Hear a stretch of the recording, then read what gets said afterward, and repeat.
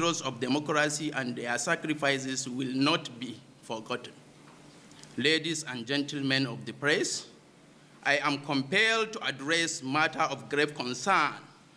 Some unscrupulous element posing under the disguise of leadership, desperately seeking relevance, using the Social Democratic Party as though a tool, persistently display questionable actions, thereby constituting nuisance to the society and our great party. We want to make it categorically clear to the public that Dr. Olu Aguloye and his co-host, including impostors such as Professor Abubakar Sadiq Umar Gombe, attempting to parade few unconstitutional national and state executives, should not be taken with any iota of seriousness. Their behaviors and conduct are unacceptable and should not be regarded. We condemn bid for illegal meetings and deliberate attempts to persecute party officials and members using the Nigerian police force in their strongest possible terms, and urge our members and general public to be cautious of these impostors. We call on all security agencies to respect the rule of law and refrain from interfering in our party internal affairs. Their primary duty is to protect life and property, not to embrace obvious bias with ethnic undertone.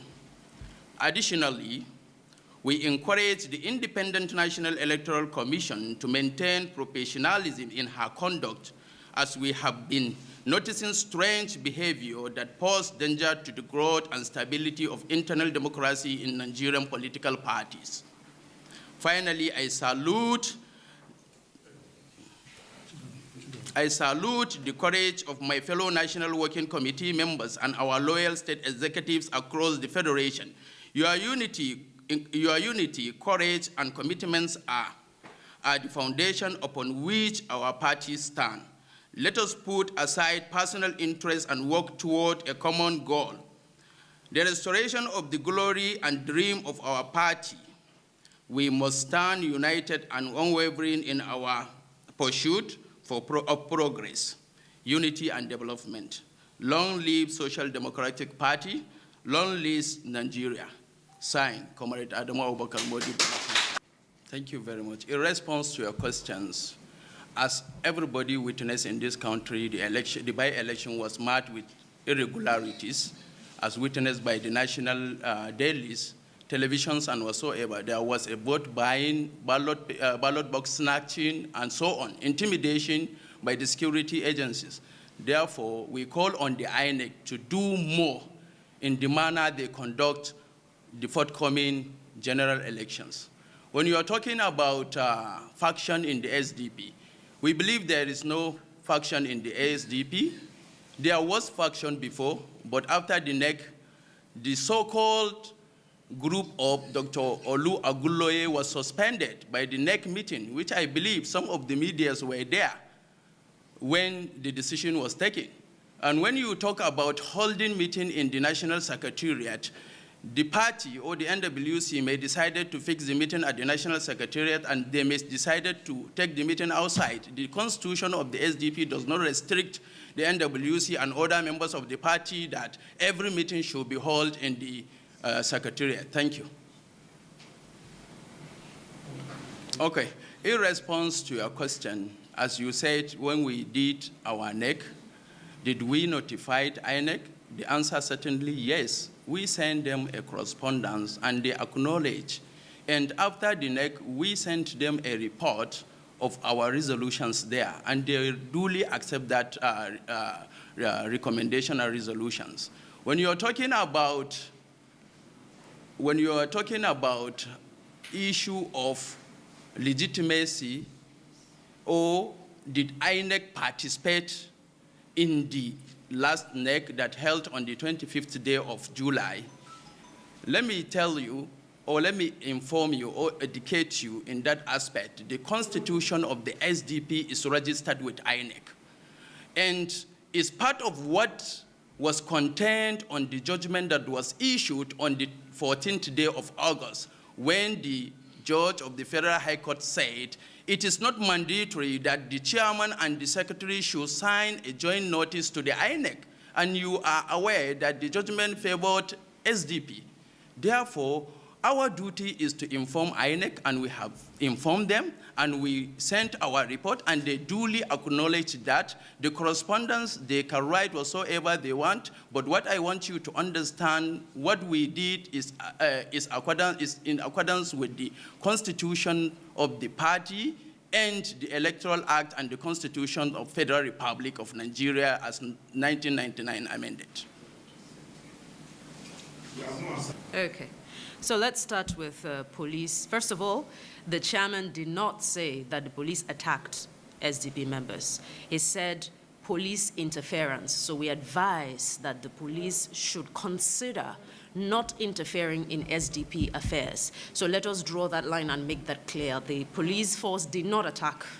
Was there invitation to some party members? Absolutely yes. Was it triggered by Dr. Oluwagunloye and his cohorts? Absolutely yes. There have been several persecution attempts on SDP members. And as of today, part of the reason why the SDP Secretariat is as it is not just that we are not holding a meeting in the SDP Secretariat.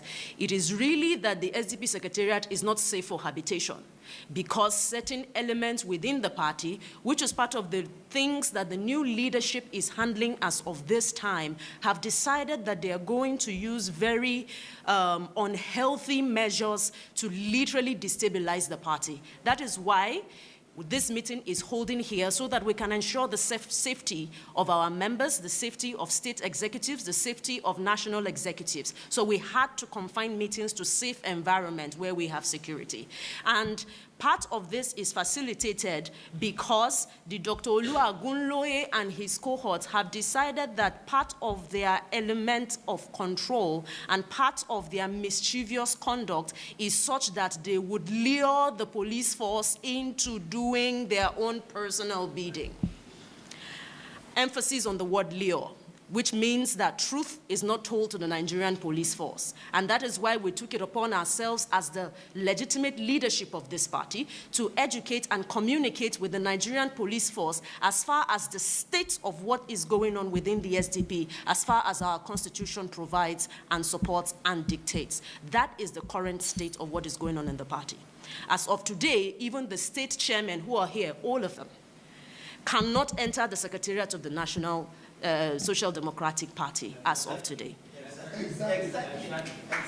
So, because of that, that is why we are advising the Nigerian police force to make sure that they understand the basis of the truth and the authenticity of what is going on within the Social Democratic Party, so that they can do justice as far as their mandate dictates and not be biased by virtue of certain individuals who have chosen to tread on personal aggrandizement. That is the truth of what is going on. And as far as the by-elections, I want you to know that it is the same legitimate leadership under Comrade Adamu Abubakar Modibo and Ambo Ekpeong, by virtue of NEC, which some of you witnessed. I believe a reporter also attested to that. It is by virtue of this leadership that INEC had been compelled in the courts to, as a matter of fact, feature SDP on the ballot, because SDP does not deserve to be sidelined by virtue of certain few who have decided, again, to move their personal agenda rather than the greater interest of what our party stands for as far as our manifesto. And so this is what has dealt a bit of blow as far as the by-election is concerned. But as of right now, SDP went and gave the best shot regardless of the constraints. We were featured on the ballot literally 2 days to the election, which didn't give us much time to do as much as we would love to have done, but we gave it the best shot. And then again, that is why we advise INEC that as much as possible, bias must be taken out of the picture. As much as possible, INEC must stand by by the Electoral Act and deliver on its mandate and not take sides or meddle as far as political party affairs are concerned. And so, therefore, what you saw in Kaduna was us giving it the best shot. And it wasn't just in Kaduna, there are other states where by elections also held. So we gave the best fight, we gave the best shot, we delivered with what we could, even though there were constraints. And we assure you that you should look out and see between now and the general elections what SDP is going to do moving forward by the grace.